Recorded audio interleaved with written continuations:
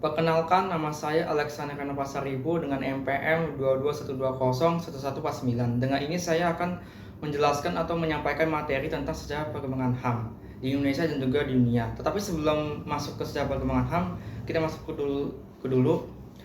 Apa sih itu HAM? HAM itu kepanjangan adalah hak asasi manusia. Yang mana HAM sendiri itu adalah hak dasar yang melekat pada setiap individu sejak lahir yang berasal dari anugerah dari Tuhan Yang Maha Esa. Hak ini bersifat universalitas, tidak dapat dicabut dan tidak dapat dihapus oleh siapapun, baik negara.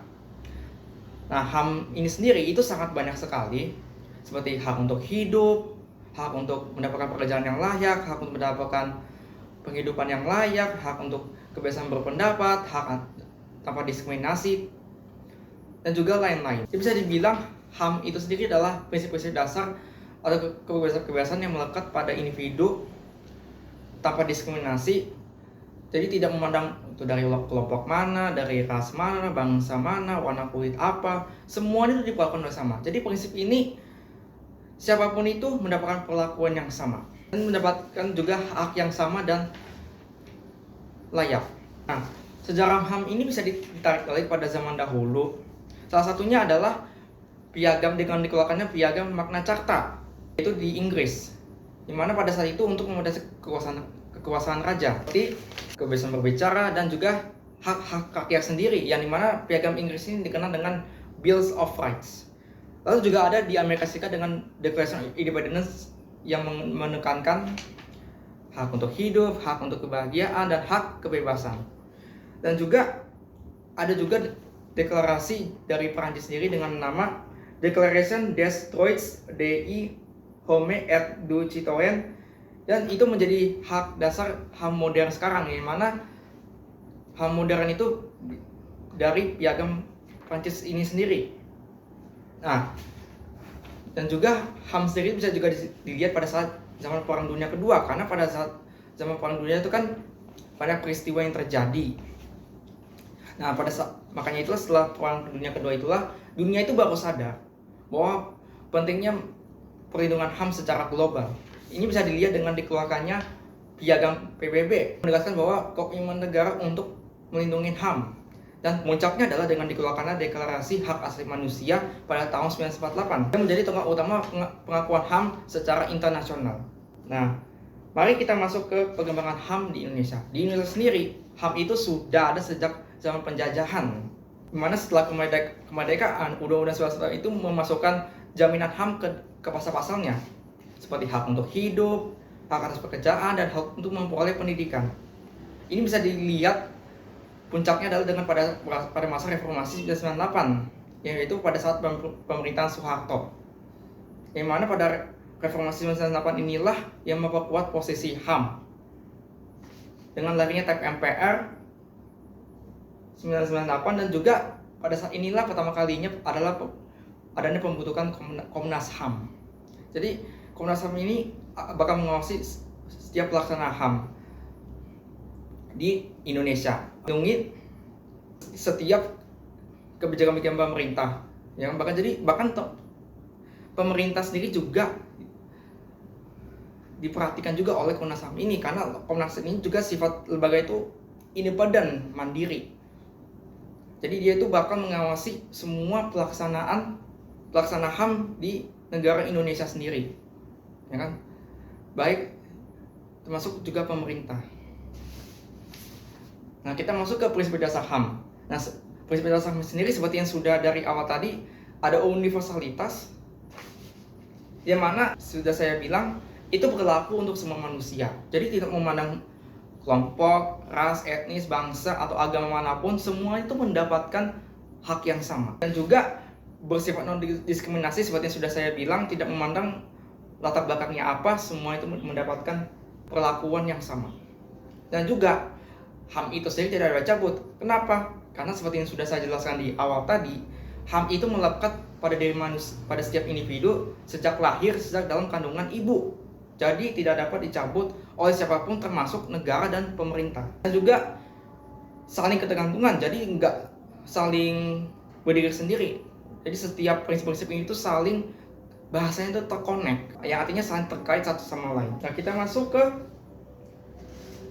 sejarah perkembangan HAM di Indonesia terlebih dahulu, di mana terbagi dalam 3. Ada Orde Lama, Orde Baru, dan juga pada masa reformasi. Kita masuk ke Orde Lama terlebih dahulu. Jadi Orde Lama itu seperti yang sudah kita ketahui, Orde Lama itu saat pada masa pemerintahnya Presiden Soekarno, di mana dalam periode ini telah juga terjadi banyak kasus pelanggaran HAM dan juga adanya kebijakan-kebijakan yang kepentingan Presiden Soekarno itu sendiri. Jadi mana dari sejak mudanya, sejak pendidikannya, dia menganut seperti pemikiran bahwa kekuasaan rakyat Indonesia itu tertimpu oleh kekuatan ideologi nasionalisme, komunisme, dan Islamisme, yang kemudian menggabungkan semua ide-ide Presiden Soekarno itu sendiri ke dalam yang namanya doktrin Nasakom, yang itu meresapi seluruh kebijakan Presiden Soekarno. Jadi semua kebijakan Presiden Soekarno itu semua disesuaikan dengan prinsip-prinsip dan pemikiran Presiden Soekarno itu sendiri. Hal ini bisa dilihat dengan adanya peristiwa-peristiwa kekerasan yang berasal dari partainya sendiri, yang dia sendiri mendukungnya, yang terjadi pada antara tahun 1999 sampai 1965, dan juga pembunuhan beberapa pimpinan TNI Angkatan Darat pada dini hari yang terjadi pada tanggal 1 Oktober 1965. Karena adanya peristiwa tersebut, MPRS yang berdasarkan Undang-Undang 99 merupakan kekuasaan memegang kedaulatan tertinggi dalam satu negara, karena pada saat itu sebelum Undang-Undang 95 pada saat itu sebelum direvisi itu MPR itu masih memegang kedaulatan paling tertinggi. Jadi pada saat itu yang berkuasa pada saat itu adalah MPR. Nah, ini puncaknya adalah dan berakhirnya Presiden Soekarno dengan dicabutnya jabatan Presiden Soekarno pada masa kepemimpinannya. Dan ini memulai yang namanya masuk ke Orde Baru, yaitu pada masa Presiden Soeharto. Nah, kalau kita dalam tatakan kelihatannya, pemerintah Presiden Soeharto menjalankan tata pemerintahannya itu yang demokratis.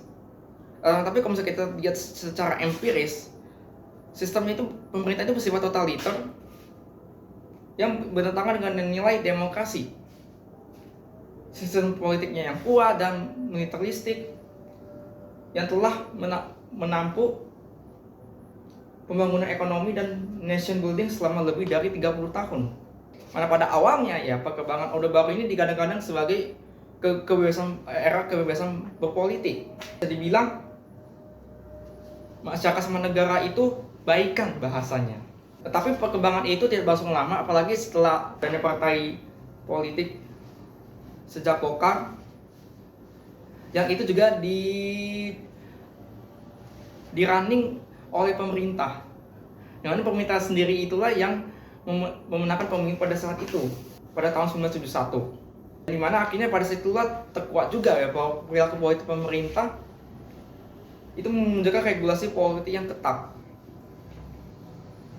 Nah, banyak yang pada masa inilah terjadi ketidakpuasan di kalangan masyarakat, terutama pembangunan ekonomi yang kapitalis dengan adanya modal asing yang masuk. Sejak itu perkembangan politik ini juga mengalami represensi, dan pada masa itu implementasi hak asasi manusia itu sendiri dan Orde Baru itu banyak terjadi pelanggaran seperti kebebasan berpendapat, kebebasan untuk pers. Jadi pada masa itu kebebasan pers pun sendiri juga dikekang oleh pemerintah. Jadi artinya yang tidak enak didengar oleh pemerintah itu bakal disensor, bahasanya yang kita bisa kenal dengan censorship, baik dari setiap individu maupun dari tokoh politik itu sendiri. Jadi pada saat itu presiden pada saat itu sangat-sangat mengontrol semua apa yang terjadi, termasuk kebebasan pers itu sangat dibatasi pada saat itu. Nah, pada masa-masa Orde Baru inilah itu menjadi alat kontrol kekuasaan pemerintah untuk mempertahankan kekuatannya, yang menimbulkan sikap skeptis dari masyarakat sendiri, yang mana itu bertolak belakang dengan cita-cita negara hukum seperti cita keadilan, cinta ketertiban, dan cita-cita kepastian. Nah, dengan banyaknya sekali pelanggaran HAM, maka kita bakal masuk ke pada saat masa reformasi. Nah, disinilah reformasi ini ya yang menjadi tonggak di mana HAM itu udah mulai dimasukkan ke dalam Undang-Undang 1945. Ini yang bisa ini tandanya dengan runtuhnya, seperti yang saya sudah bilang, runtuhnya rezim Orde Baru yang diperintah oleh Presiden Soeharto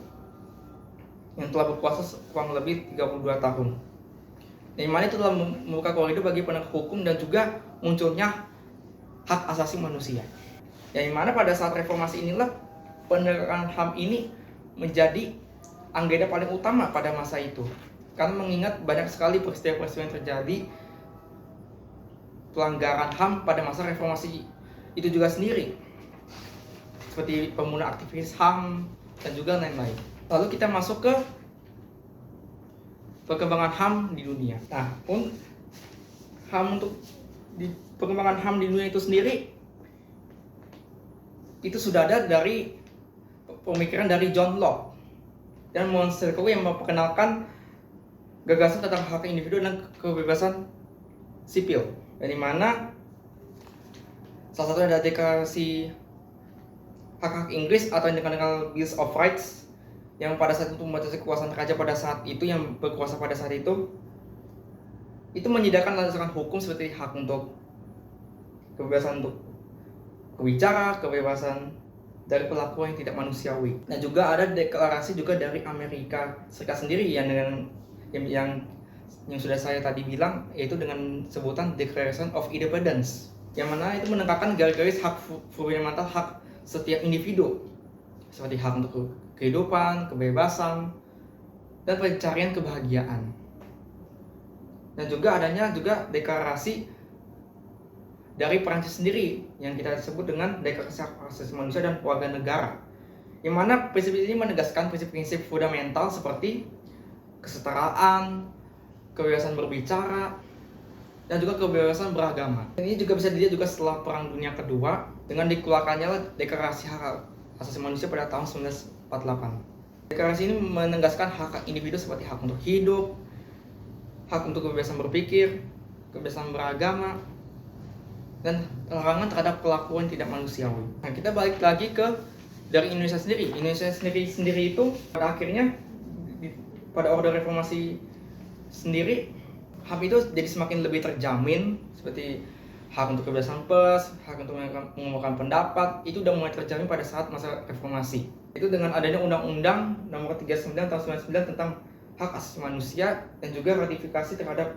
instrumen internasional tentang HAM, dan juga Undang-Undang Nomor 26 Tahun 2000 tentang Pengadilan HAM. Jadi Pengadilan HAM ini bakal bertugas menyelidiki kasus-kasus pelanggaran HAM yang berat seperti genosida dan juga lain-lain.